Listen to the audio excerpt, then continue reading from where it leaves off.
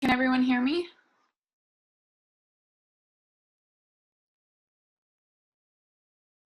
Okay, perfect.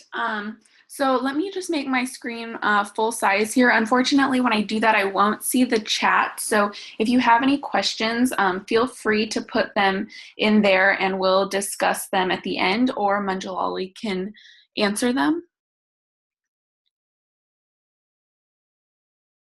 Okay, so today we will be discussing women's support. And this is a really important topic because there are so many ways that Ayurveda can help with female health issues and helping to support a healthy monthly cycle in general. So, also, many women find that Western medicine doesn't provide adequate solutions for many of the issues that women face. So they're becoming more inclined to seek alternatives, which gives us a really big opportunity to help. So our objectives during this presentation are going to be to discuss the age cycle of women, the monthly cycle, menstruation from a modern view, and menstruation from an Ayurvedic view, as well as PMS, which is premenstrual symptoms, and stress in women, and finally, an Ayurvedic protocol that will address women's support. So first, let's talk about the age cycle of women in Ayurveda, or from an Ayurvedic perspective. So the first phase is called Balya, which means infancy or childhood in Sanskrit. And this time period is from birth to puberty, or around age 13. And this time period is ruled by Kapha. So as we know, Kapha is responsible for growth and nourishment. So this time period is really representative of the largest percentage of physical growth that you will experience in your lifetime. The next phase is Yuvati, which means youth in Sanskrit, and this is the period that ranges from puberty to 40 years and is ruled by hormones and pitta dosha. So at the beginning of this phase, hormones are really surging, and since this is when puberty is just starting, and the hormones are influencing the mind and body at the beginning of this phase. And as we get older, the pitta energy becomes more focused toward working and developing and sort of advancing in life. The next phase is Praudha, which is age 40 to 50 years. And this is the time period of perimenopause for most women and is ruled by Pitta and Vata. So Pitta starts to become less dominant, and then Vata begins to take over. And when Vata sets in, we can start to experience more dryness, and we see wrinkles start to form, and vaginal dryness, and general dryness in the body. So during this phase, periods are not as consistent or regular, and this is due to the influence of Vata. The next phase is Vriddha, which means old or elderly in Sanskrit, and this is the time period over 50 years of age, and for most women, this is the time of menopause and postmenopause, and this phase is ruled by Vata. During this time, bones become more brittle, and things like osteoporosis is more common due to that Vata dryness setting in. Here is a diagram that shows the uterus and ovaries. I'm sure many of you are familiar with this anatomy, but you have the uterus, the vagina, and the cervix, and the ovaries on each side, and your fallopian tubes. And each month,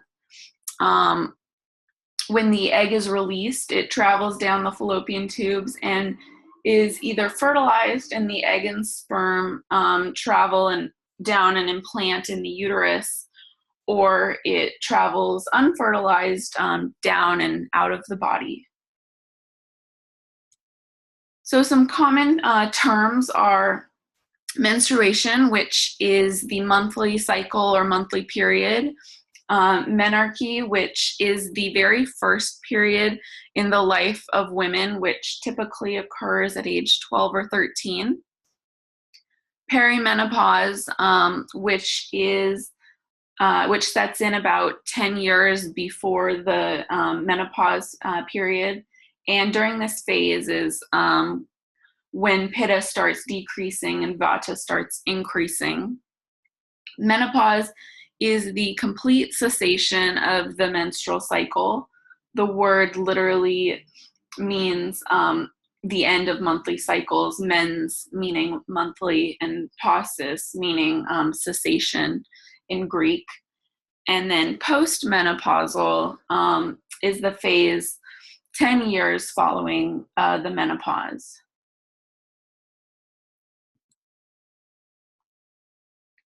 So the monthly cycle, according to Ayurveda, menstruation is considered to be a time of cleansing, physically, emotionally, and spiritually.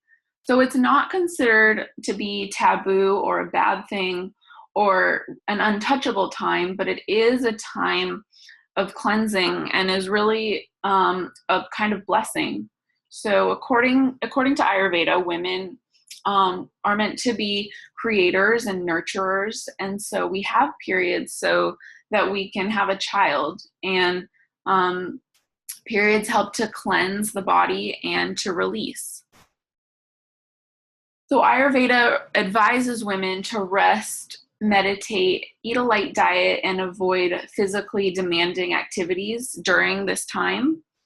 And exercise should be minimal, if at all, during this time. And if you're a woman, you know that menstruation is physically demanding already. So it should really be a time when women are able to just relax.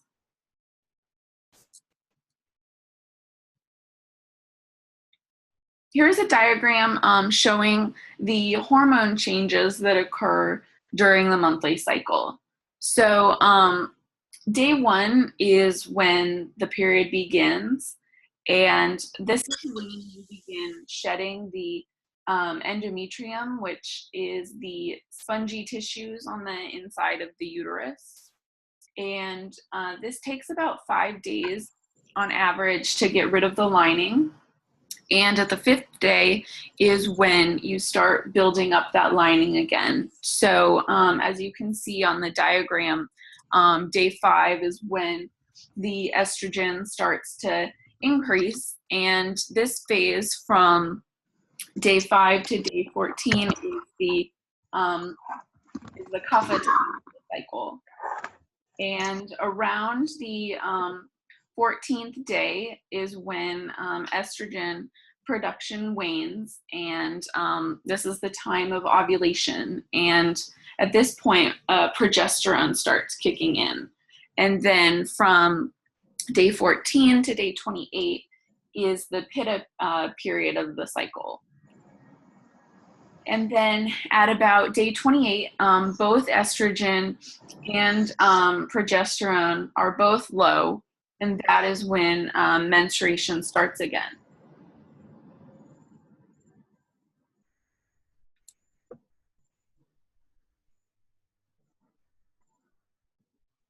So Ayurveda and the monthly cycle. Ideally, the period lasts about 4 to 5 days on average, with moderate flow, no clots, and no discomfort. So this is really the ideal situation, and of course this varies from person to person, but this is kind of what we aim toward and want to bring our bodies into balance in order to support. So the kapha phase is from the end of the bleeding to ovulation as the endometrial lining is building up, like we saw in that last diagram. And the pitta phase is from ovulation to the start of menstruation. And at this phase, progesterone is high. And then the vata phase is governed by apanavata. As we know, apanavata helps in the downward flow, and so it helps in the excretion of menstrual fluid. So oftentimes, because of this apanavata, women will have their period accompanied by heavy stools because it causes elimination and expelling downwards out of the body in general. So birth control is very popular. Most women I know are on some sort of birth control, whether it is the pill or an IUD. But birth control pills contain chemically altered and artificial hormones that can harm the body's natural system. So they are man-made hormones, and they cause cycles without ovulation, which isn't natural. And when someone is taking birth control pills, the monthly cycle or the monthly period that they experience is artificial, or what's called withdrawal bleeding, which is caused by hormone levels dropping. So when you're on birth control, you take pills every day at the same time for about 21 days, and then the last 7 pills are sugar pills, and you can take one every day to be regular with the habit of taking something, or you can just wait those days out without taking anything, and then you get an artificial shedding of the uterine lining, which is called withdrawal bleeding. And this is not a true period, because with a real period, you have that ovulation at the 14th day where the egg is released, and when your body notices that the egg hasn't been fertilized, then everything starts to be flushed out. And so this withdrawal bleeding and being on birth control is not natural, and it's really a suppression of the natural and physiological cycle of the female body. Birth control affects prana, which is our life force, apanavata, which is that downward force, controlling and regulating urination, defecation, menstruation, and fertility. And this is when birth control is used for a long time, it can cause a derangement of these life forces. So birth control pills are also associated with depression, anxiety, risk of thrombosis, and loss of libido, as well as depletion of B6, B12, vitamin C, and zinc and magnesium. So it's really best to avoid long-term use of birth control pills. Short-term is okay if necessary, but there are alternatives like IUDs, and there are different types of IUDs. Some do release hormones, but the copper IUD is a non-hormonal birth control.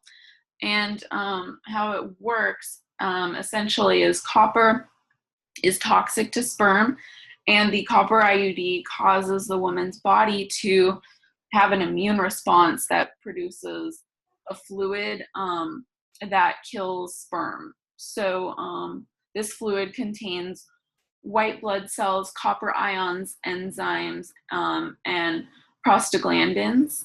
So since this is a non-hormonal sort of birth control. It's going to be less harmful for the body since it does not contain the synthetic hormones that cause the sort of derangement of certain life forces. So these days, people are on birth control for many years, and it's become common practice for even teenagers to be put on birth control, sometimes just for the purpose of controlling things like acne. So this is really harmful to the natural cycle of the body. So PMS, or premenstrual symptoms, modern medicine has no real explanation for this phenomenon, except that it is related to the fall in the levels of estrogen and progesterone just before the menses start. Ayurveda recognizes that the symptoms vary according to dosha, but the most common symptoms are irritability, bloating, weight loss, crying spells, anxiety, and depression. And these don't happen to every woman, but there is usually a variation on this theme for many. So this is a really helpful chart that shows the typical PMS symptoms for Vata, Pitta, and Kapha, as well as diet and herb recommendations to help balance and correct these symptoms. So first, we'll go over the physical symptoms. So for Vata, there will tend to be bloating, constipation, and severe abdominal pain. For Pitta, the common symptoms are hot flashes, adult acne, and moderate pain in the abdomen. For Kapha, there will be lethargy, tiredness, weight gain, and a dull pain in the abdomen. For mental symptoms, Vata will typically experience anxiety and restlessness. Pitta will experience anxiety along with insomnia. And Kapha will be more, will tend more toward depression and crying bouts. And the menstrual symptoms for Vata are going to be a scanty period and very painful and irregular. For Pitta, there will be heavy bleeding and it'll come early and last longer. For Kapha, there will be moderate bleeding, but the menstruation will not last long. In terms of diet, we want to support Vata PMS with warm food, warm water, and grapes and dates are ideal. For Pitta, we want to emphasize cooling food, figs, melons, grapes, mangoes, and coconut water is very good. And then for Kapha diet, we want to use warm and heating foods and lots of spices to help get things moving.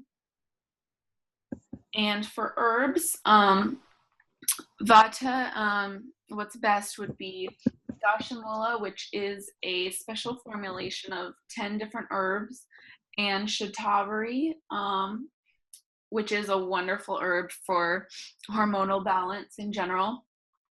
And for Pitta dosha, Chandana or sandalwood is excellent because it's very cooling.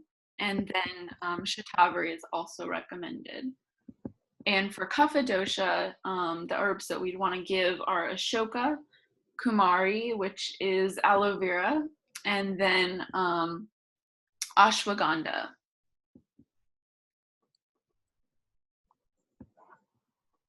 So a protocol for PMS would be to consume herbs that are beneficial for PMS in general, such as dashamulakwat, um, which is a decoction, and dashamularishta, which is a fermented formulation of dashamula. Also, Ashoka Grita. Grita is a Sanskrit word for ghee. So, Ashoka Grita is the formulation of the herb Ashoka combined with ghee. And also Shatavari, Kumari, and Chandana. We want to drink plenty of warm water throughout the day. And then for Vata, in particular, warm food, grapes, dates with milk, prunes that have preferably been rehydrated, so they're not too drying for Vata. Spices such as ginger, fresh ginger, clove, turmeric, hing, which is asafoetida, and googaloo. And then for pitta, again, we want to emphasize cooling foods like figs, dates, coconut water, milk, ghee, spices like basil, turmeric, musta, fennel, and cardamom. Also, I personally am pitta dosha, and for a while, one of my PMS symptoms was night sweats, unfortunately. But I found that if I eat sweet potatoes or yams during this time, then this doesn't happen at all. So, again, sweet potatoes and yams are going to be a nice food for pitta dosha during PMS. And then for Kapha, we want to emphasize hot food with hot spices like ginger, garlic, cinnamon, ajwain seeds, mustard seeds, googaloo, really anything heating. So the body's response to stress. So when you perceive a threat, your nervous system responds by releasing a flood of stress hormones, and these include adrenaline and cortisol and others. And these hormones rouse the body for emergency action. So your heart pounds faster, muscles tighten, blood pressure rises, your breath quickens, and your senses become sharper. And these physical changes increase your strength and stamina. They quicken your reaction time and also enhance your focus, which prepares you to either fight or flee from the danger at hand. So in the past and in more primitive times, the stress response was something that was beneficial for us because in the face of imminent danger, the fight or flight response would allow us to react quickly. But in modern times, many people are experiencing a stress response that is not a result of imminent danger, but is rather more chronic and due to just kind of regular life. And this chronic stress takes a big toll on the body.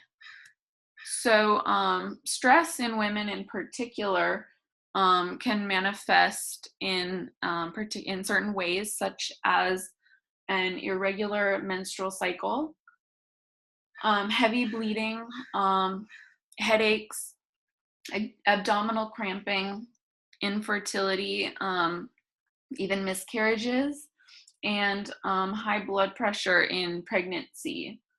So, in addition, this is not just in women, but in everyone, stress kind of shuts down or kind of dampens our digestive activity because digestion is a kind of non-essential body function. And so during short-term periods of stress and crisis, the body will kind of shut this process down so that the body's resources can really focus on the danger or issue at hand. And then when there is no longer an imminent threat, these processes return to normal. However, when the stress becomes chronic, it begins to take a more long-term toll on functions like digestion and our immune response, and others. So stress hormones, cortisol. So whenever you're in danger or just really frazzled, your hypothalamus will slingshot cortisol, a stress hormone, into your bloodstream. So cortisol is released in response to fear or stress as part of the fight or flight mechanism. Another stress hormone is oxytocin, and high levels can bolster sex drive, heighten trust, handle stress, and lower blood pressure. And it can also impair memory, which may be why hugging it out actually works. Releasing oxytocin could essentially help you forget a fight. Another stress hormone is estrogen, which greatly enhances oxytocin's effects, but unchecked estrogen and progesterone levels can tamper with your libido and lead to irritability, excuse me, migraines, depression, extreme PMS, and a host of reproductive disorders. So T4 and T3, the thyroid gland's hormones act as the body's internal thermostat, regulating your metabolism and energy levels. But unfortunately, factors such as chronic stress, nutritional deficiencies, and inflammation can really throw these hormones out of whack. So now we'll talk about phytoestrogens. Phytoestrogens are the natural plant estrogens that are useful to increase estrogen in the body. They should be included and consumed in our diet rather than in pill form, and these are very helpful during menopause. So some phytoestrogen-rich foods include soybeans, tofu, soy beverages, soy linseed bread, but we don't want to go overboard with processed soy. Just incorporate it moderately into the diet. Also linseed, which is flax, sesame seeds, wheat berries, fenugreek, oats, barley, dried beans, lentils, rice, alfalfa, mung beans, wheat germ, rice bran, along with apples, pomegranates, ginseng, hops, bourbon and beer, fennel and anise, as well as eggs, yams, carrots, potatoes, pumpkin. Pumpkin is a very sattvic food, and sunflower seeds, ginseng, eggplants. We want to use eggplant in moderation, as well as all nightshades, garlic, and olives. So estrogen inhibiting foods are foods that prevent the storage of estrogen in the body, and foods that inhibit estrogen are useful in PMS and in cases of ovarian cysts, uterine fibroids, and breast cancer. So examples of estrogen inhibiting foods are broccoli, cabbage, corn, berries, onions, millet, Brussels sprouts, pineapple, squash, citrus fruits, white flour, and white rice. Progesterone is responsible for regulating ovulation and menstrual cycles. Some plant sources of this are wild yams, sweet potatoes, dried pomegranate seeds, walnuts, whole grains, soy milk, turmeric, thyme, and oregano, as well as avocado and eggs and all types of nuts, and in foods that are rich in vitamin B6 and zinc.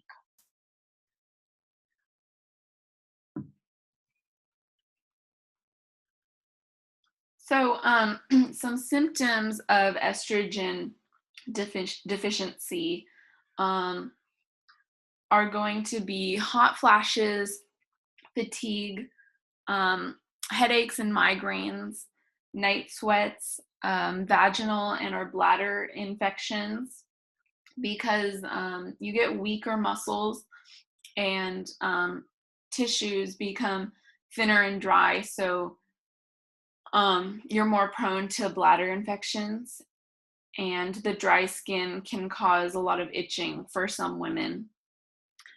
Irregular bleeding, testosterone imbalance, a rapid heartbeat, depression, emotional instability, feelings of despair and hopelessness, crying easily, incontinence, UTI, forgetfulness, difficulty falling asleep, poor concentration, decreased verbal skills, lower libido, and painful intercourse because the vaginal lubrication dries up, so intercourse becomes painful. Osteoporosis, bones become weak, and this enters into osteo and causes bones to become brittle. So estrogen in excess can cause breast cysts and breast pain, PMS, irregular bleeding, fluid retention and bloating, headaches, breast adenomas, gallbladder problems, blood sugar problems, nutrient deficiencies, nervousness and irritability, low libido, fibroids, which are non-malignant tumors of the uterus, which are dense proliferating muscle fibers. Hormonal cancers can occur, heavy menstruation, bloating, weight gain, nausea, endometriosis, thyroid problems, and mood swings.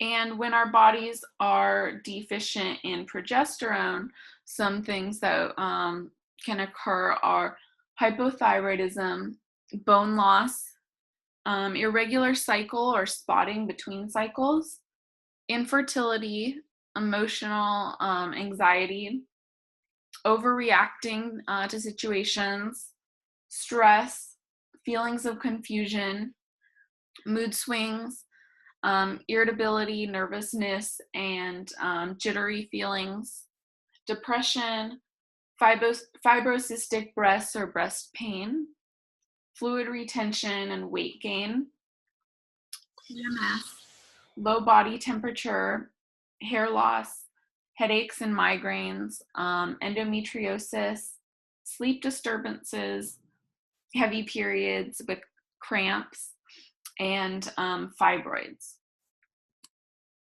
So the good news is that in many or all female issues, Ayurveda can help. So it can provide support for nearly all women's issues, and by incorporating the protocol that we'll discuss next, this helps us to move in a more positive direction if we're facing any of the female issues that we've looked at.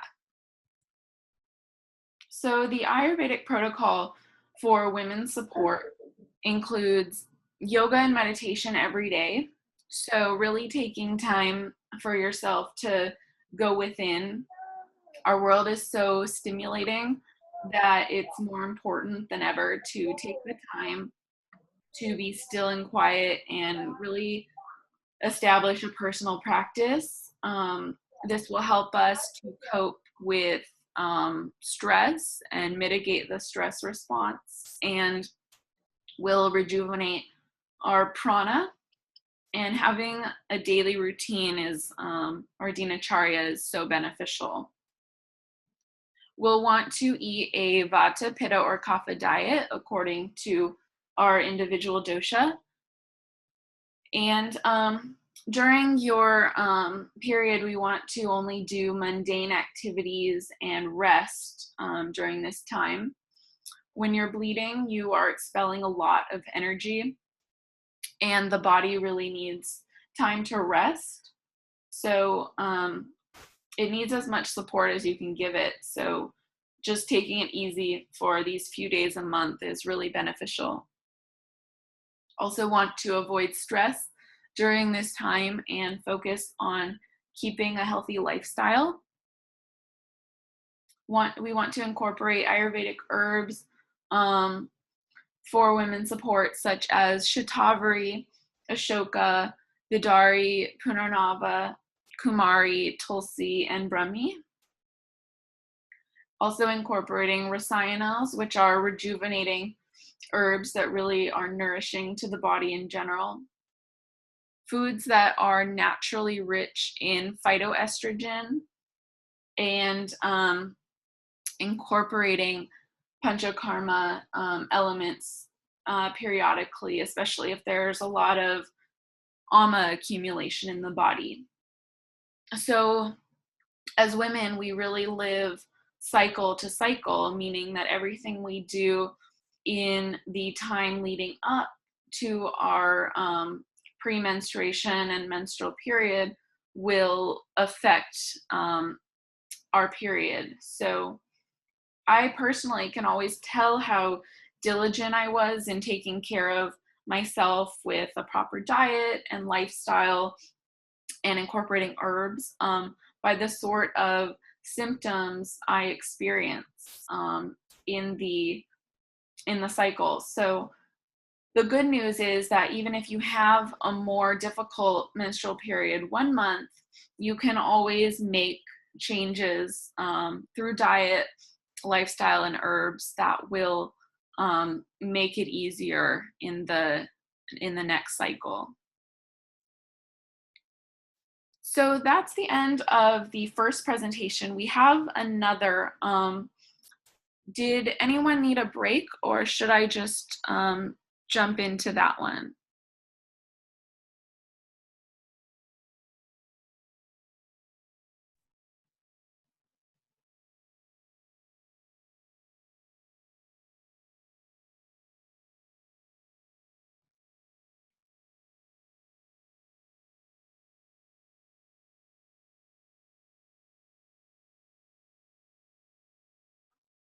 Okay, so we'll just go on to the next presentation.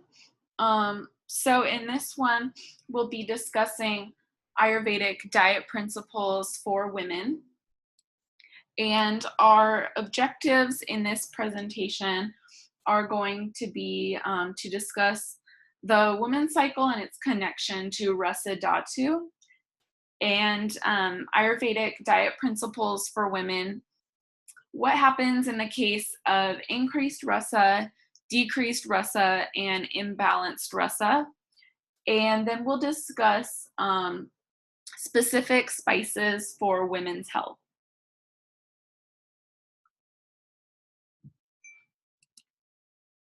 So what is Rasa Dhatu?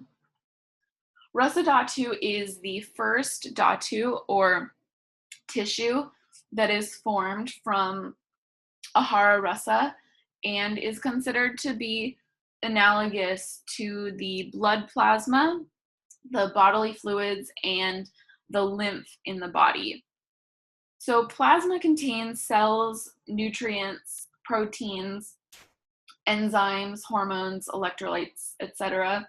And its primary objective is to move and transport material throughout the body to areas that are in need.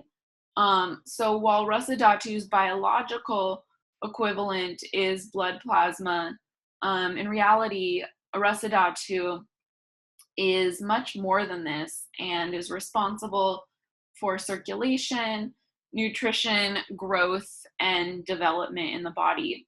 So the word rasa literally means sap or juice, but it's also equivalent to nourishment, and it has a very unique relationship with women's issues since the secondary byproducts of Rasa Dhatu are menstrual blood, artava, and lactation in nursing women. So these secondary byproducts are known as the upadhatus of Rasa Dhatu. And since it is the nourishing aspect of the body, it is really important for women as life givers to have healthy Rasa Dhatu, because when Rasa Dhatu is imbalanced,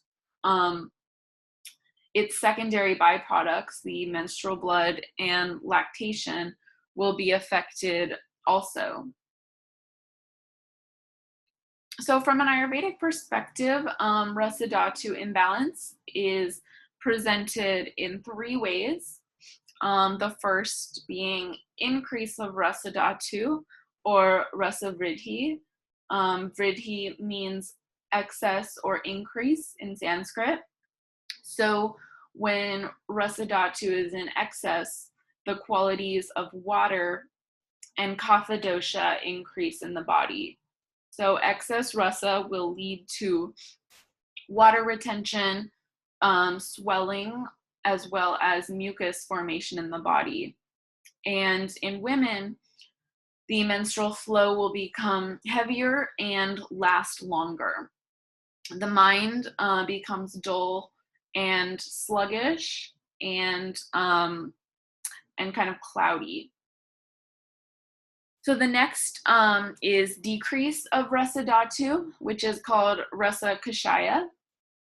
And when Rasa Dhatu is depleted, the qualities of Kapha and water diminish. So the skin becomes dry and rough. We experience dryness in the bowels, which produces constipation and dry mucous membranes. And in addition, the secretion of breast milk is diminished in nursing mothers, and menstrual flow becomes scanty.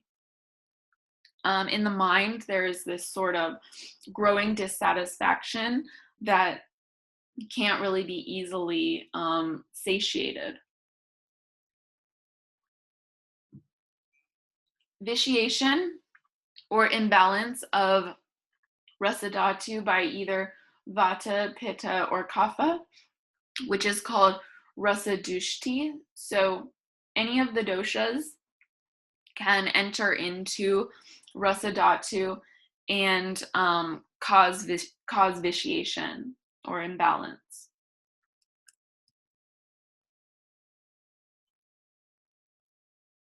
So Rasa Dhatu imbalance is caused by a diet that consists of too many cold foods, so where the temperature is cold, such as cold water, cold cereal, cold beverages, and ice creams. As we know, cold foods also disturb our Agni, so these should be avoided for that reason as well. Rasa Dhatu is also imbalanced by too much heavy or kapha increasing foods such as wheat, milk, animal-based protein, sweet foods, and grains. So the qualities of rasa are very similar to those of kapha. It's cold, heavy, and moist, So too many kapha increasing foods will also cause an increase of and vitiation of rasa dhatu. Intake of oily or unctuous foods, such as deep fried or refried foods. Again, foods that imbalance kapha dosha also imbalance rasa dhatu. Excessive eating, so eating when a previous meal has not been digested, or overeating, or eating a large meal at night. Rasa dhatu is formed by ahara rasa, so if we take in too much food, or if we eat before the previously digested food, or before the previously eaten food has had time to digest, we will not be able to digest it properly, and our ahara rasa will be of poor quality, which means that there will be improper formation of rasa dhatu. A lack of water mahabhuta, so consuming too many dry fruits, raw foods, will cause an imbalance of rasa dhatu. Rasa dhatu contains a very high percentage of water, so a lack of water will cause a depletion of rasa dhatu. Not eating enough of rasa, so not enough good fats in the diet, not eating enough of the 6 tastes, which are bitter, astringent, sweet, sour, salty, and pungent. Not eating enough juicy, nourishing foods. So ahara rasa that reaches the dhatu also carries ama, so ama accumulation will cause vitiated rasa dhatu. And then low rasa agni, each dhatu has its own agni. So the jatra agni and bhuta agni are the most critical in the conversion of food to ahara rasa, and the dattva agnis, or individual agnis of a particular dhatu, are responsible for the digestion, for the formation of the particular tissue. So if rasa agni is low, then it will not be able to form high quality rasa dhatu. If there will be a higher quantity of rasa dhatu, but it will be lower quality. And on the flip side, too high of rasa agni will result in the burning up of ahara rasa, and this will result in improperly formed or depleted rasa dhatu.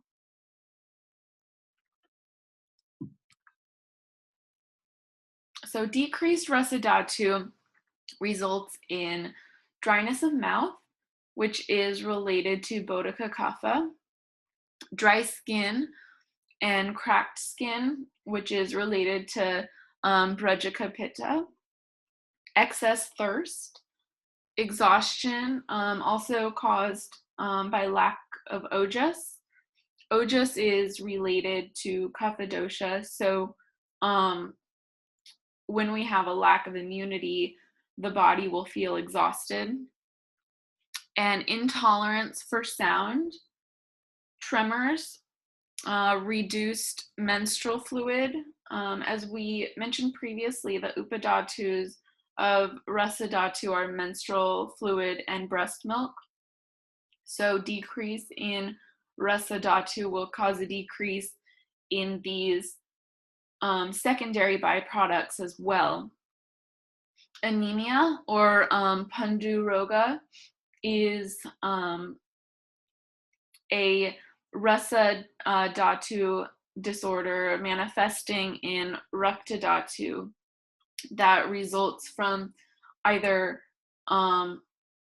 decreased or vitiated rasa, a lack of prana, or Ama and Rasa Dhatu. And we'll get more into this further in the course.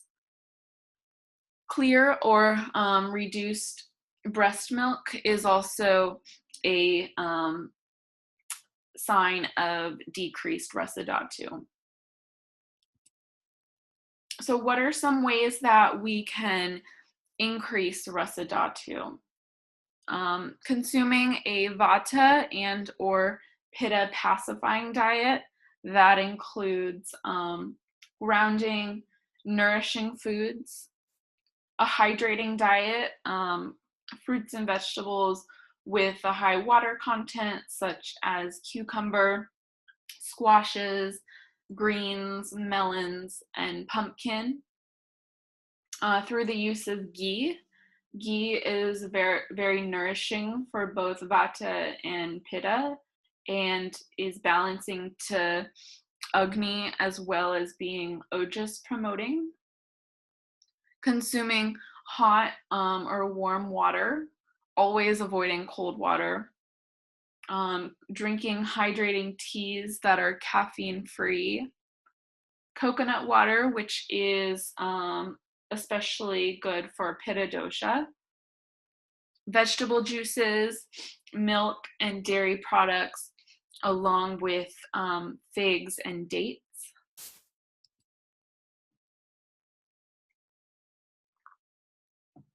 So some symptoms of increased rasa are excess salivation, nausea, moist skin or too oily skin, lethargy, swelling and edema, water retention and weight gain, overall heaviness, dullness of the mind, a lack of interest in activities, and heavy menstrual flow. So how do we decrease Rasa Dhatu?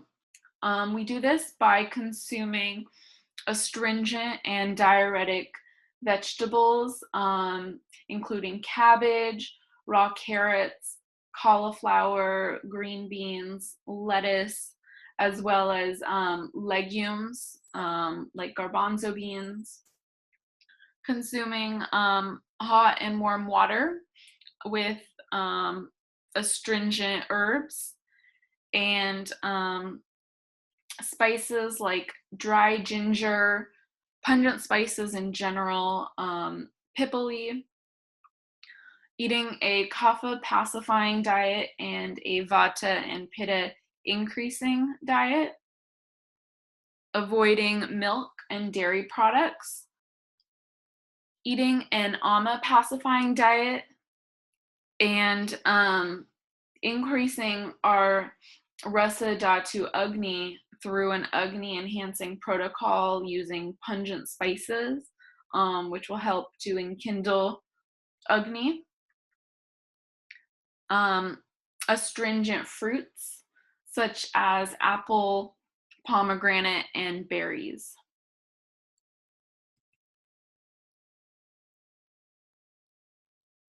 So now that we've kind of established the relationship between Rasa Dhatu and women's health, we'll discuss some of the spices that are particularly useful in women's health conditions.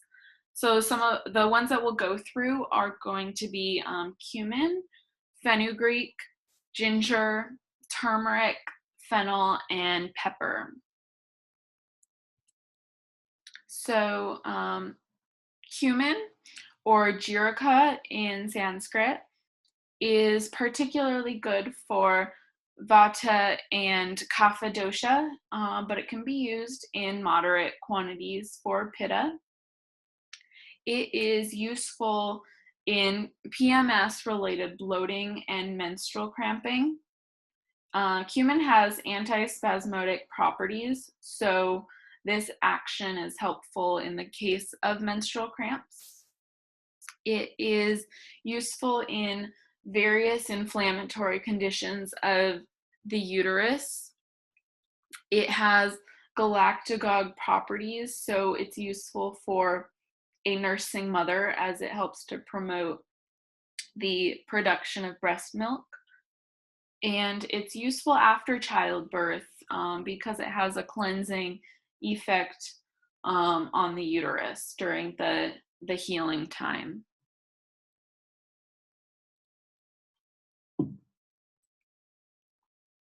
So how can we incorporate cumin in the diet? One way is just simply sipping warm water boiled with cumin throughout the day. This will help to alleviate bloating and cramping during PMS and the menstrual period. It's also good for increasing digestion and keeping things moving. Cumin is also a carminative, so it reduces gas.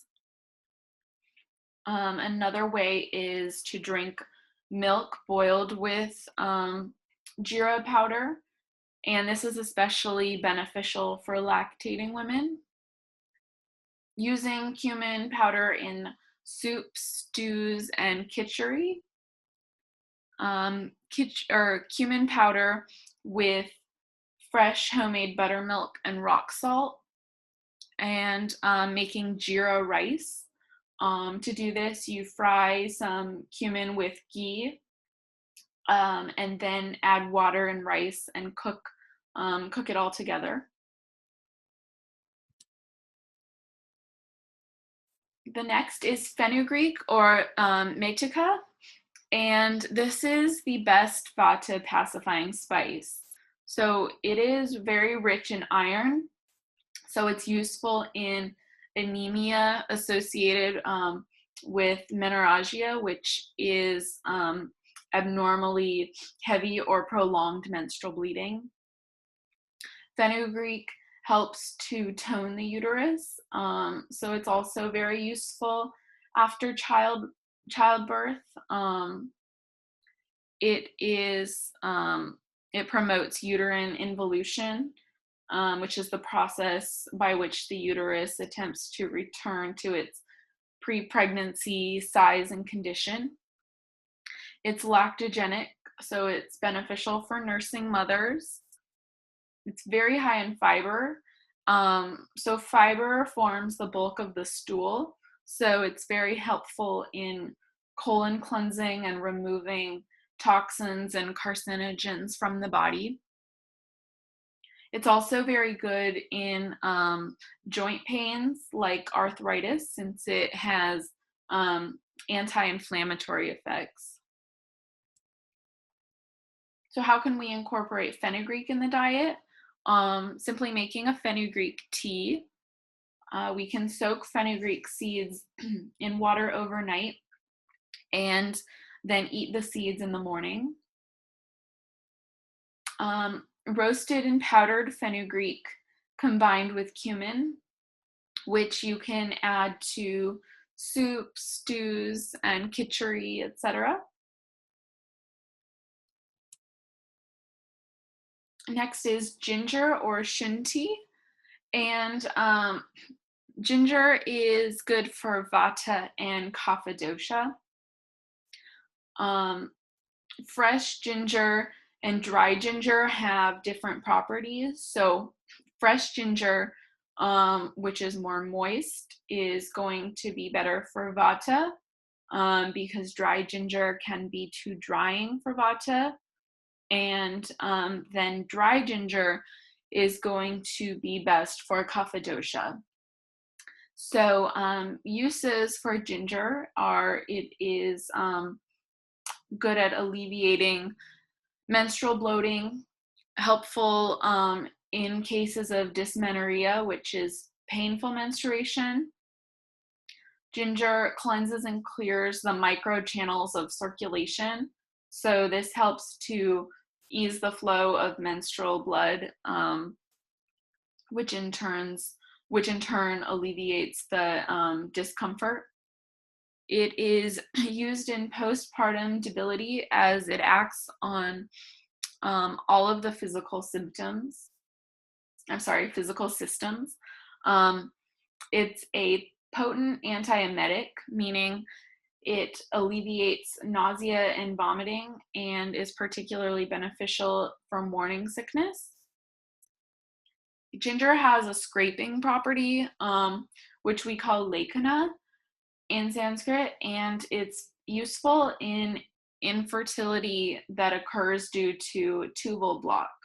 So when there is tubal blockage, the egg cannot travel down the fallopian tubes, or the sperm cannot travel up.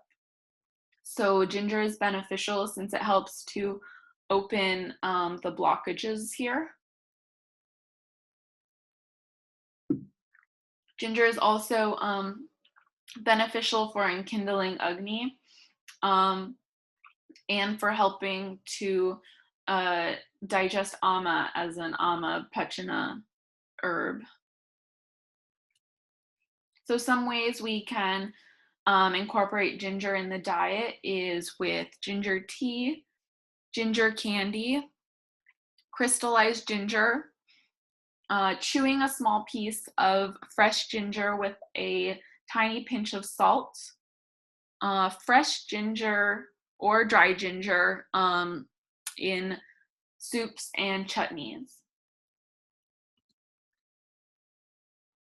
So turmeric or haridra is most beneficial for kapha and pitta.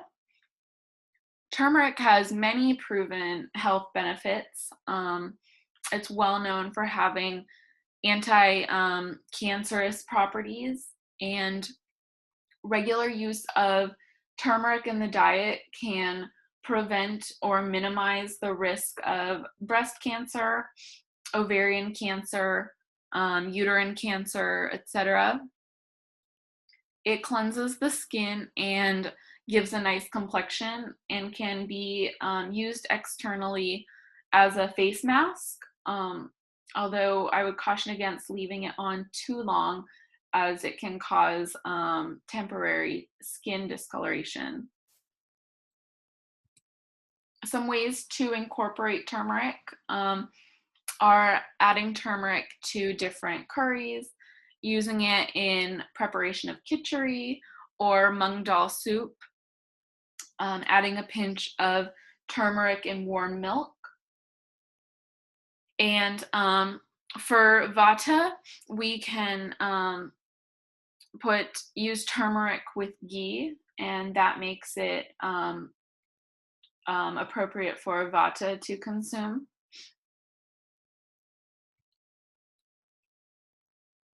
So in summary, some general Ayurvedic dietary guidelines for women are to eat freshly cooked food with a lot of prana, always avoid processed packaged foods, and don't forget to sit back and take your time to eat your food with no distractions, no watching TV or reading or eating on the go. And this can be hard to do with how busy we get, but it's really necessary for proper digestion.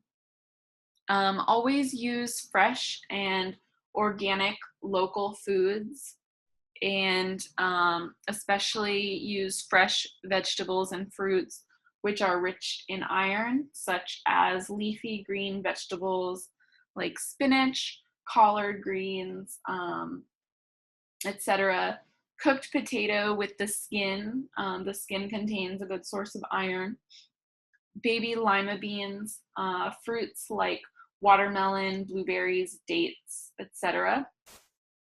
And then regularly use dairy products to fulfill the calcium need that we have.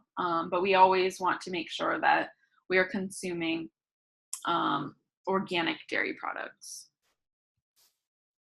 We want to incorporate soy products in your diet at least 2 to 3 times a week, either in the form of fresh edamame, tofu and curry, soy milk, etc.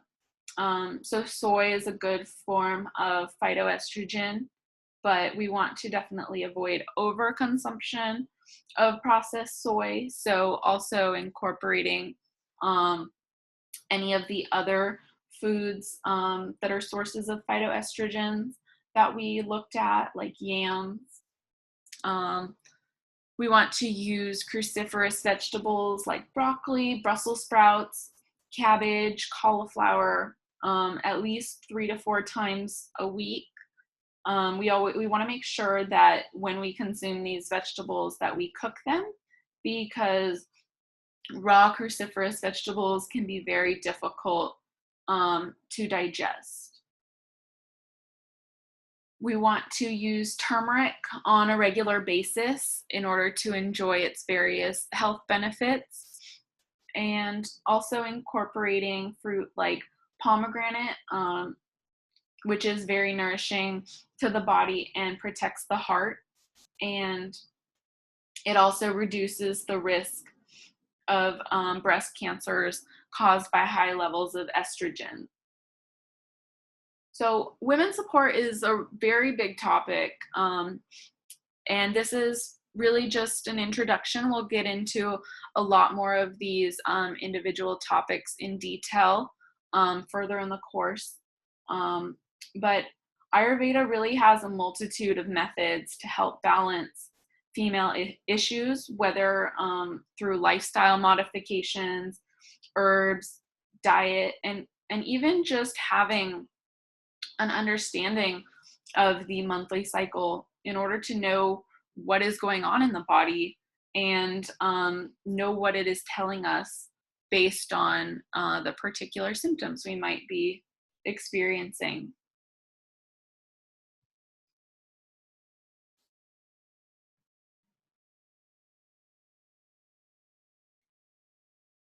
Okay, so when you are taking this or doing this form, you'll want to put a check mark next to the sort of symptoms that you experience, and then tally them up at the end to kind of determine which you tend more toward, or what you used to experience, as Manjalali said, when you did have a menstrual cycle. So for Vata, symptoms are going to be anxiety and mood swings, want to go out and get away from everyone. Pitta will have insomnia, anxiety coupled with anger, ready to fight the issue, have mood swings, have a tendency to want to find solutions. Kapha will tend more toward laziness with mood swings, crying bouts, feeling sentimental, thinking about the past. Vata will experience sleep disturbance and insomnia at night, mostly light sleeping and hot flashes during Vata, excuse me, or which is nighttime. Feeling, for Pitta, feeling hot during the menstrual cycle, hot flashes all the time for perimenopausal age. And Kapha will experience hot flashes during Kapha time, but these aren't very extreme hot flashes. They'll feel lazy during the cycle and just want to sleep. Digestion for Vata is characterized by constipation and or bloating, a slow metabolism, variable appetite with low Agni. Pitta digestion will have diarrhea or high Agni, loose stools, and a strong appetite. Kapha is Mandagni, so slow but one bowel movement per day. Vata typically will have dry skin, dry hair, and brittle nails. Pitta characterized by red skin, rosacea, eczema, adult acne, Brujika, Pitta, skin issues, and oily hair. For Kapha, sometimes skin will have a sort of pallor. Vata will experience vaginal dryness and a lack of libido.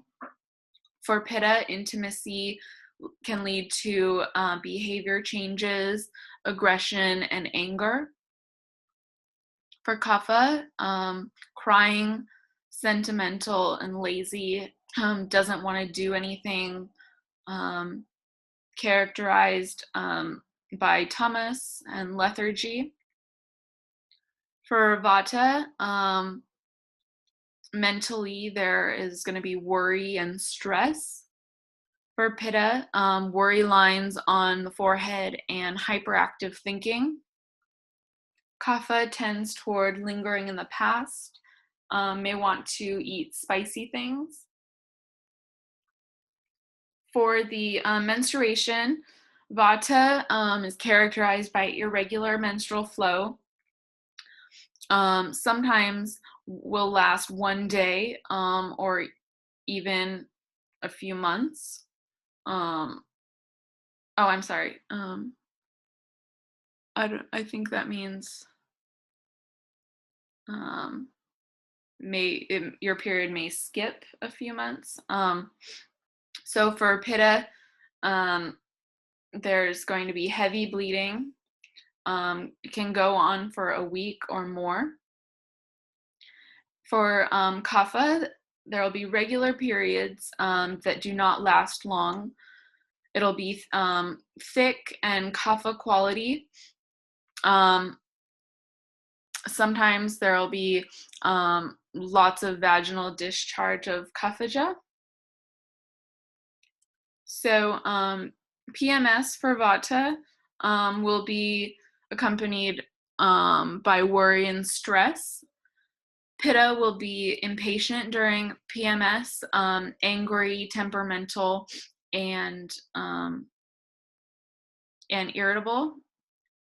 Kapha is going to be more lazy, depressed, and want to sleep a lot. Vata can experience PCOS, tenderness, and fatigue. Pitta tends toward inflammation, heat, and tender breasts. Kapha will have fibrocystic changes and breasts that feel tender.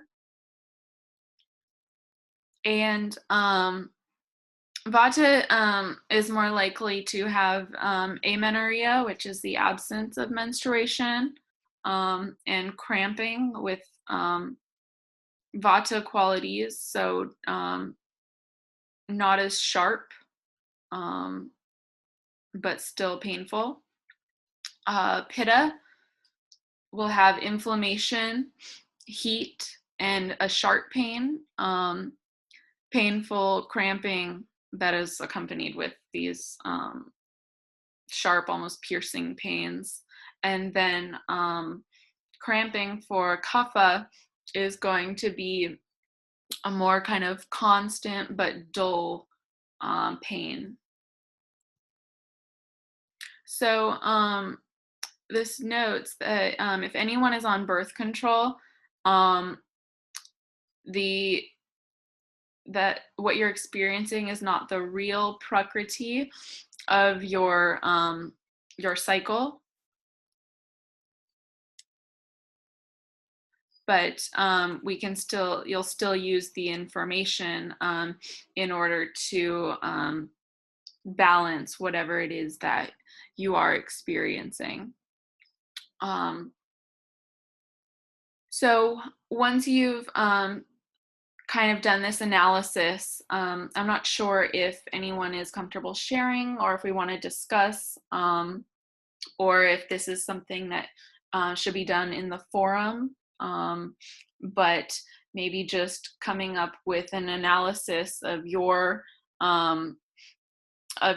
cycle prakriti, and then determining what is the best protocol for you to balance it based on what we've discussed today.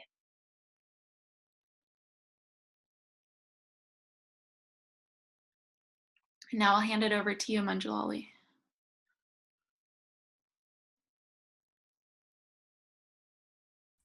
Can everybody hear me?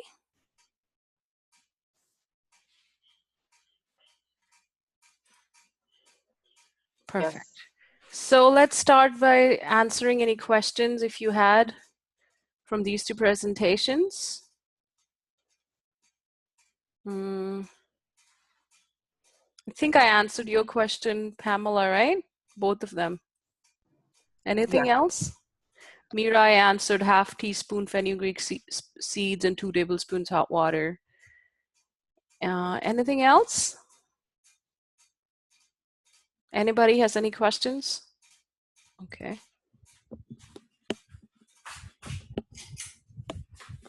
Okay.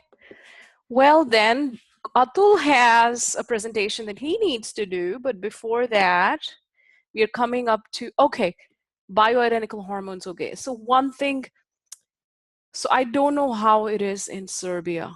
In United States, what they normally are when they're talking about bioidentical hormones, these bioidentical hormones are taken from horses' urine usually. So they're identical to a horse, but they're not identical to a human. So I don't know why they're called bioidentical.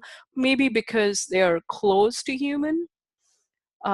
So from Ayurvedic perspective, you know, that's not identical. I mean, it's not good or bad, it's just not identical. But of course, the Ayurvedic way is to use a plant-based diet. For example, use phytoestrogen, right? Unless a person has had breast cancer. And since Danica, you are, I think you've had that. So maybe animal-based diet is not the best way to go, right? Because, yeah. So anything from there. Yeah, I know. I've heard about red clover. Now, I don't know what is the, since I am an Ayurvedic herbalist, I don't know what is the energetics of red clover. I have no idea about the energetics. It's a Rasavirya Vipaka. But just to give you a generic idea, anything that is a flower is usually good for the reproductive system. I mean, generically. So I'm assuming the red clover is a flower. Is that a flower of that particular herb? Because flowers are reproductive system of the plant, right? For example, you have rose, you have lotus. Yeah, so usually flowers in different, in different cultures. I'm not sure about the grass portion. So they're so we believe the plant has a dosha too. Plant is organic. For example, a branch of a tree is considered their asti dhatu, their bones. The sap is considered their rasa dhatu. Their roots are considered their the mamsha dhatu. The flowers are considered the reproductive system. So where is it coming from is kind of important. But I know I've heard of black cohosh, but I have not heard of this one. So Ayurvedic herbs for, and you were talking about red clover for menopause, is it? Or hot flashes, or are you talking about menstrual cycle? Yeah, for hot flashes, I think black cohosh is similar to shatavari, and there's of course shatavari, and I think I had told you hot flash relief by Mapi, which has pearl bhasma, and it has a conch shell bhasma. I have never heard it. I mean, I know about the black cohosh, but red clover is a new thing for me. You know, I kind of need to know what are the energetics there. And conch shell bhasma. So the hot flash relief is a good one. Yeah. So you basically also pitta pacifying dosha diet. So shatavari would probably be the top one for that. Yeah. And if somebody has excessive uterine bleeding, then you estrogen inhibiting diet, cruciferous vegetable, and Ashoka. So it's on the opposite side. And you won't even, I mean, till you actually know someone and you actually interview someone. Yeah, that is, so usually fibroids, are you talking about uterine fibroids, right? Yeah, so uterine fibroids are a little bit more complicated than that, because uterine fibroids are a combination of kapha and pitta. And so you would give pitta kapha pacifying herbal formulas for that. I mean, and it also depends on the size of the fibroid. If it's, like 1 or 2 millimeters, it doesn't matter, Kanchanar, and we have these formulas that are given. But if it's a big one, and then it's a problem. Yeah, I mean, hot flash is going to happen anyway because of pitta gets high, but fibroids are pitta kapha, so pitta kapha pacifying herbs and diet at that time usually. Of course, it depends on a lot of other things. Any other questions?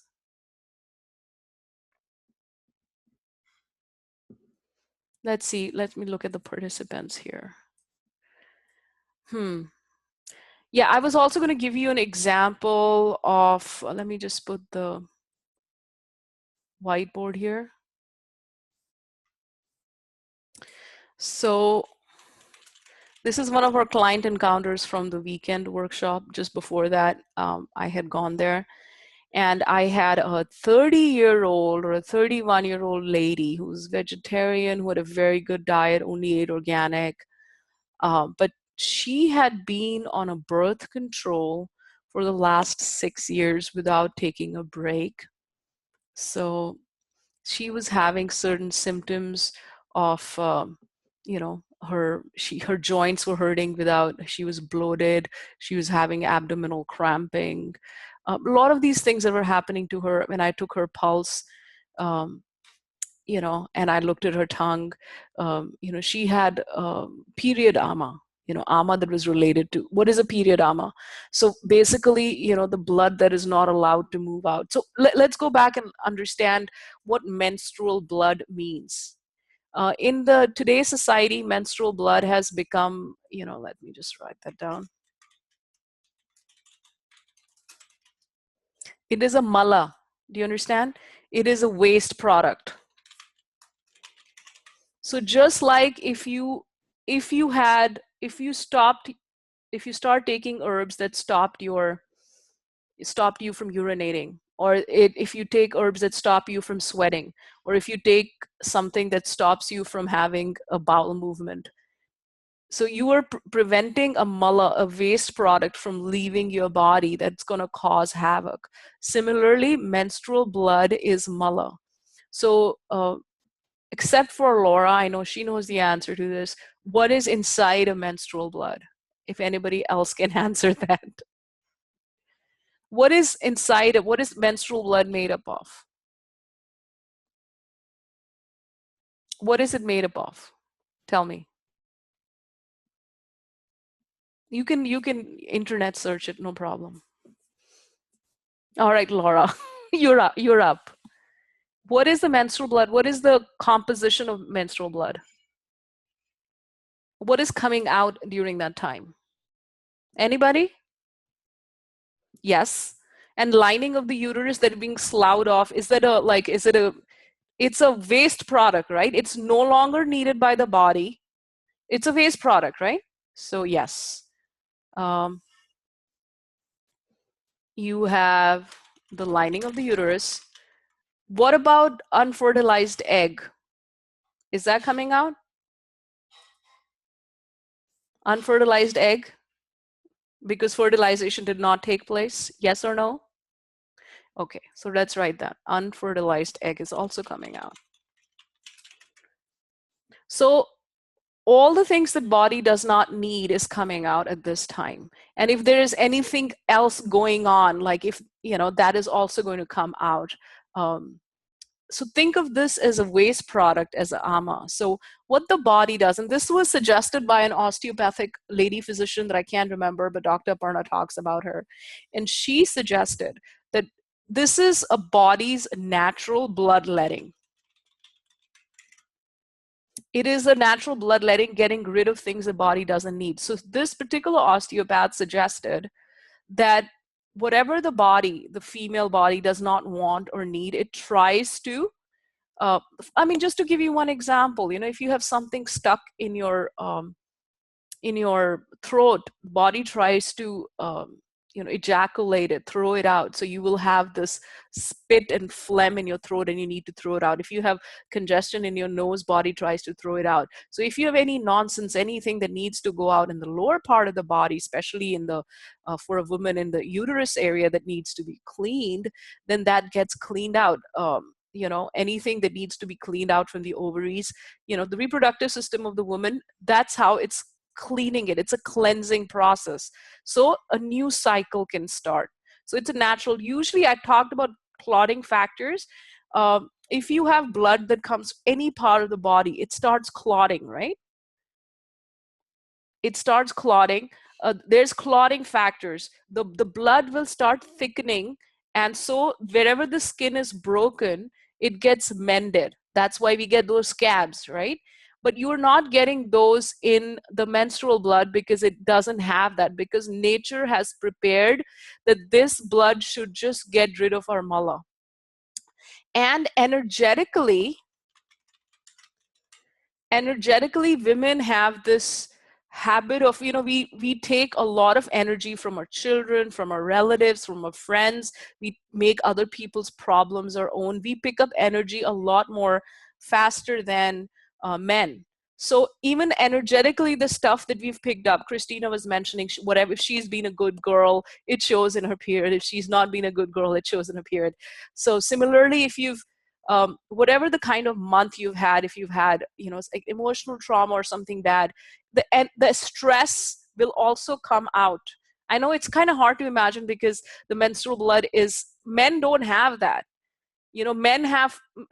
Men do not have this gift of God that whatever stress they've had throughout the month, it just comes out. Now there is an inconvenience for a couple of days that, it's, oh, this is coming out, but all the physical, mental, and spiritual stress comes out during this time.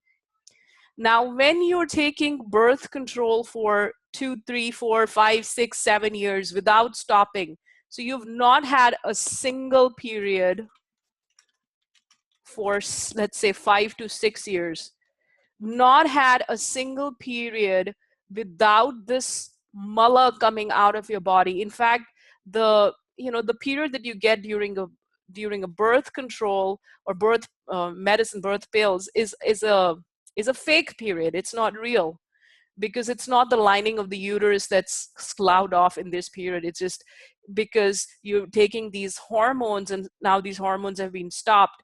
So it's a fake period. It's basically faking hormones that are being provided to the, and body also forgets how to make its own hormones. The ovaries are not releasing egg. So in 5 or 6 years, what happens is they will be, so that apana vayu that is supposed to go down is now all over the place. This will also eventually lead to, becomes a causative factor for PCOS. It becomes a causative factor for a lot of other vata issues.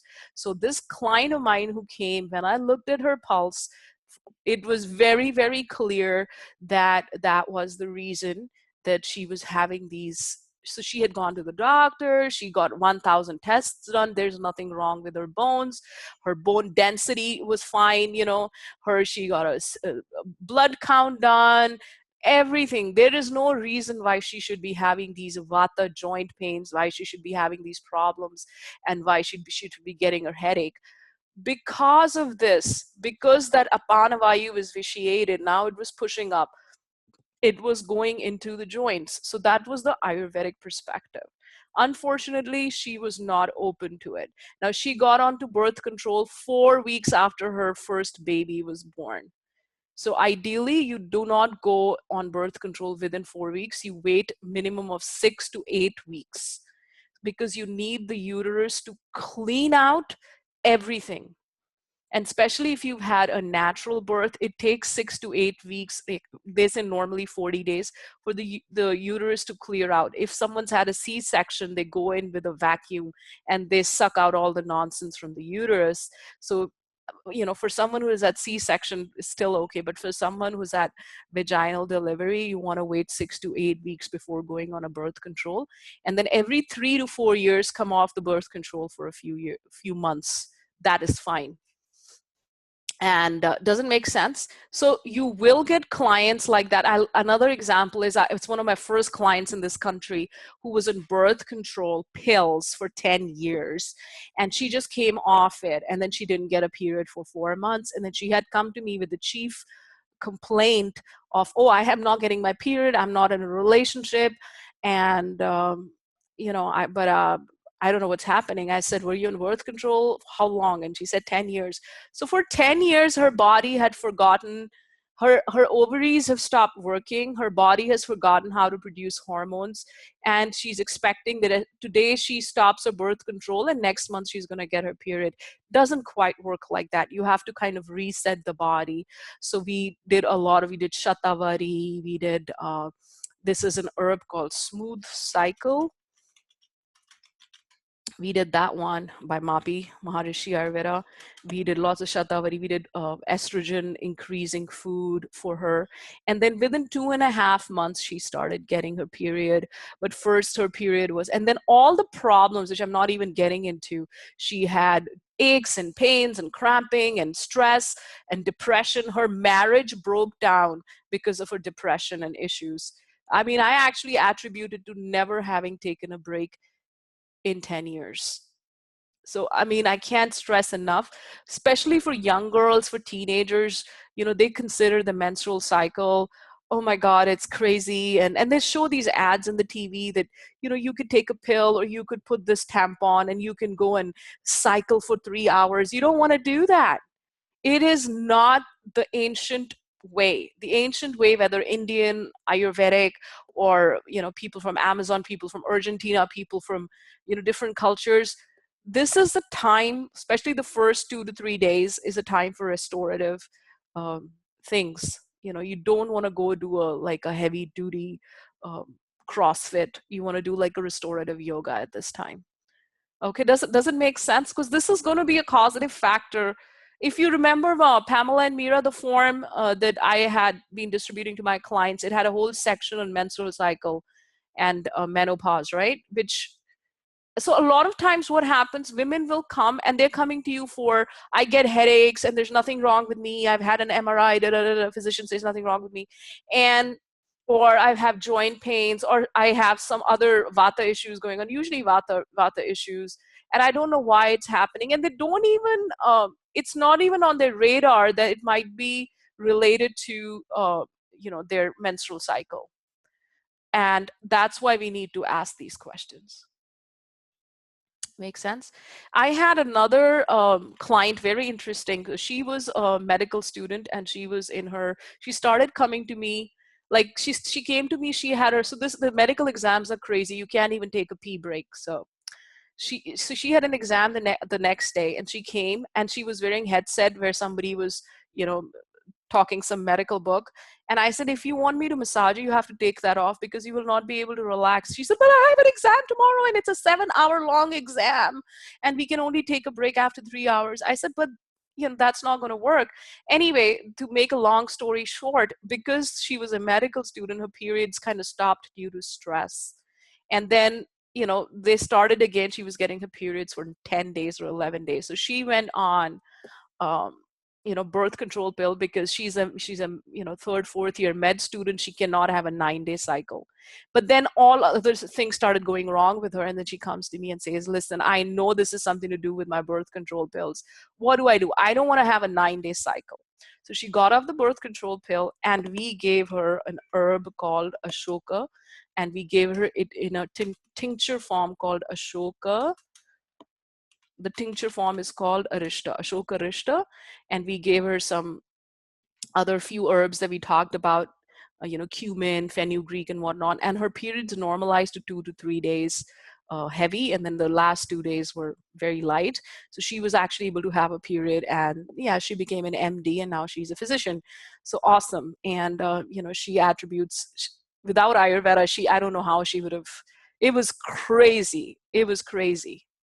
And now everybody comes to her because she knows so much Ayurveda now. But this is just to give you an example. For women, this is a huge causative factor.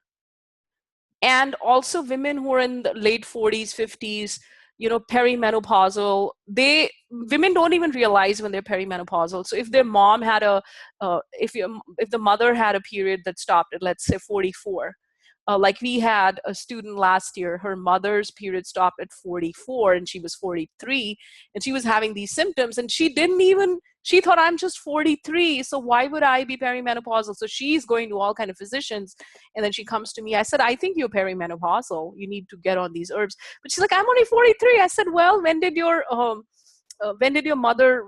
period start? She didn't know because her mother had passed away. So she called her aunt and found out her mother's period stopped at 44. So she's like, oh my God, I'm perimenopausal. It's unless you have a mom or a sister, or unless it's and a lot of cultures like Indian culture or Chinese culture, or they don't even talk about such things. It's considered kind of dirty to talk about sex or menstrual blood or whatnot.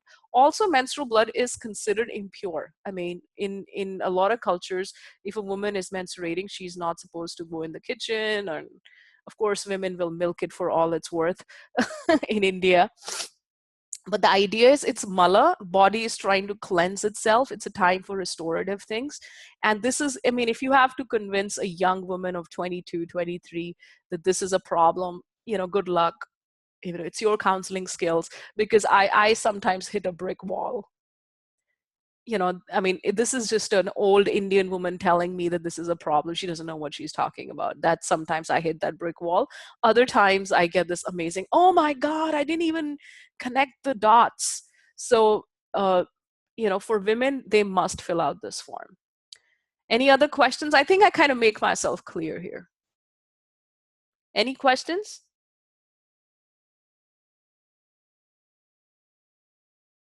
Okay, so before Atul comes, let me very quickly, yes, homework is finish your homework. That's the homework. A lot of people have not even finished AC 101, and I'm supposed to share it. It'll be 8 weeks in 3 days on 9th. Yes, on 9th August, it'll be 8 weeks, and I have to share your transcripts with you. And a lot of Pamela, forget the form. You need to finish AC 101 and 102 first. That can be done later. So please do the assignments. The only person who has finished, I think, every single assignment is Lori, I think. And everybody else, there's a lot of homework due. I'm going to share your transcripts, and it's a lot of zeros there. So I'm just sharing quickly. So you have the first, you had one, how many questions? You have a total of 1, 2, 3, 4, 5. Please tell us about the Ayurvedic herbs that you're familiar with. Can everybody see this? I'm sharing my Excel sheet. All right, let me start. All right, let's start it again. Can you see this?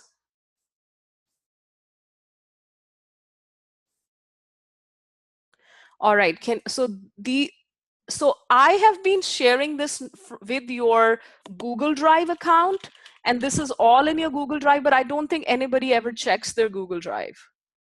Because every time you do an assignment and share with me, usually I go and update it on your Google Drive. But I'm seeing that nobody is actually checking it, so I have put it, so I'm showing you. Everybody finish this. So please finish AC 101 first. Most of you finished Intro to Ayurveda quiz, which is the quiz 1. Many of you finished the dosha quiz, which was what is my Prakriti Vikriti. So this is all done. Almost nobody has finished this, which is the Ayurveda 101 workbook. Create a simple daily routine and seasonal routine for your own Vikriti to balance it. Please finish it if you haven't done it, and share it with me on this email address. Because I have 10 email addresses, and this is the only one for sharing assignments. If you shared it on any other email but this, there's no way I've gone to it. So please make sure it's coming to the right email address. So create a simple daily routine and seasonal routine for your own Vikriti. So the whole idea of this program is you need to find what is your Vikriti. Vikriti meaning you already know your constitution. You may be Pitta Kapha, Pitta Vata, Vata Pitta Kapha, Vata, whatever your Prakriti is. Whatever's imbalanced right now, which could be Pitta, Vata, Kapha, that is, you create a simple daily routine and seasonal routine. So I've already marked that for you, Laurie. And finish the workbook, Ayurveda 101 workbook. This was sent to you and it's also available. And if you log into your Google Drive, you will see something called a score sheet. And I've even given you links. Please finish this. And after you finish this, then all your AC 101 is finished. So if you have not finished AC 101, that is the top priority, because no, it has no assignments. It has a couple of quizzes. That's all. There are no assignments in it. Just a couple of quizzes. And in AC 102, the first one was create a powdered spice mix for yourself. Some of you finished it and some of you didn't. So please make sure you make it. Second one was Agni assessment for yourself. Some of you finished it in class, others did not. Please make sure you finish it. And then the third one was talk about protein. I think 2 people have talked about protein.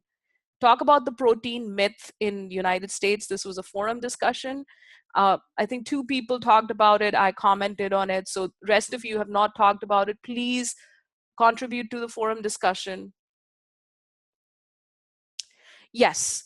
And if it was, so if you go on the forum, and I know 2 people had commented on it. I can't remember who.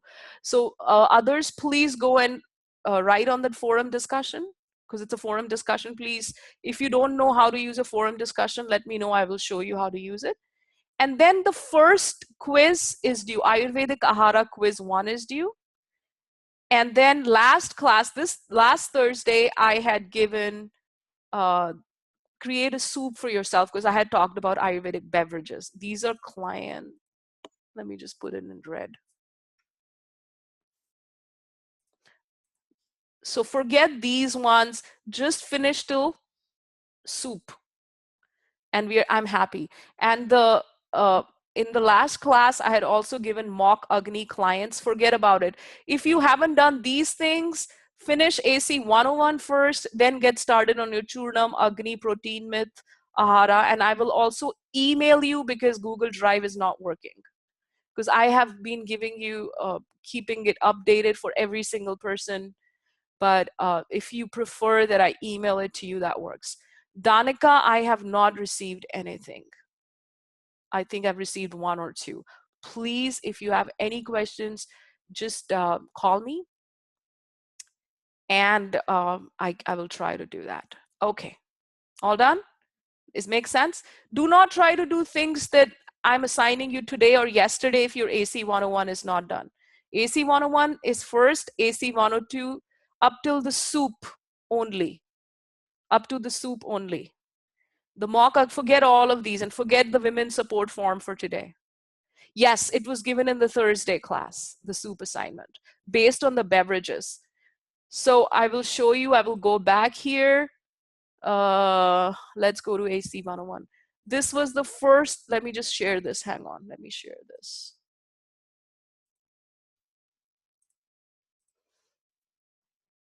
Can you see this? This is AC 102. AC 102 forum. This was given on Saturday, 24th June. And it said either discuss the myth of too much protein in the West diet or explain to your mock client who's pre-diabetic. So Mira had written to Sally, a mock client, and Elise has done this, and Laurie has done this. So Pamela, Danica, Laura, Anand, Troy, you have to do this. Okay? The protein myth or explain to your pre-diabetic client. That is one. So, okay.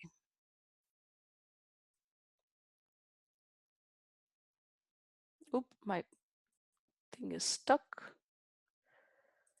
All right. And then the second forum discussion was given here, August 3rd.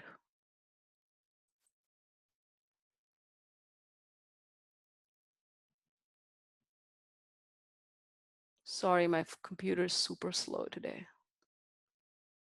Yes, it says, can you see this? This was given yesterday, so no problem. Do not get started on this today if you haven't finished the other assignments.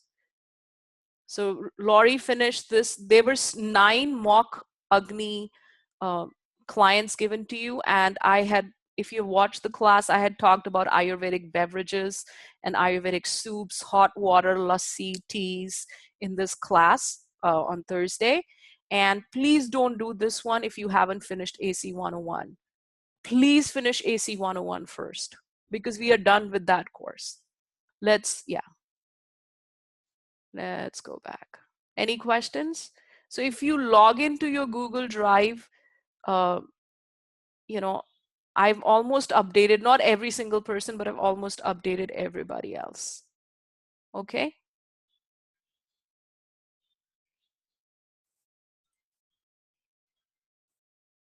All right. So Atul's going to come and he has a short class, and it's only a 30-minute class, and then our class will be done. So let me call Atul.